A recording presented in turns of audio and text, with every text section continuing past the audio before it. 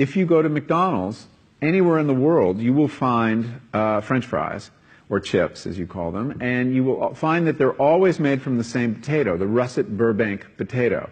This is a potato from America that's unusually long and difficult to grow, but that's what they want, because when you're McDonald's, you like those red boxes with a little bouquet of very long chips.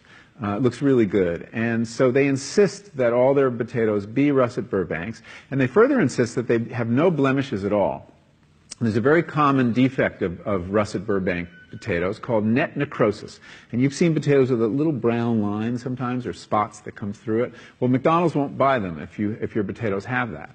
And the only way to eliminate that is to eliminate an aphid. And the only way to do that is with a pesticide called Monitor that is so toxic that the farmers who grow these potatoes in Idaho won't venture outside into their fields for 5 days after they spray.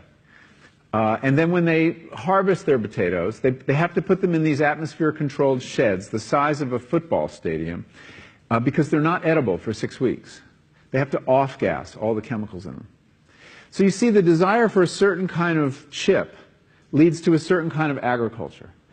But the other thing on the health side, when I started learning about nutrition, about which, by the way, much less is known than you might think, that the scientific understanding of nutrition is still very primitive. But I learned that what mattered most about one's health was not necessarily the nutrients, good or bad, that you were consuming or staying away from, or even the calorie counts. But what predicted a healthy diet more than anything else is the fact that it was being cooked by a human being and not a corporation. Corporations cook very differently than people do. They use vast amounts of salt, fat, and sugar, much more than you would ever use in your own cooking. And the reason they do that is those are three incredibly attractive and incredibly cheap ingredients. And when they're layered properly, as in a chip or various pastries and forms of junk food, they're incredibly addictive.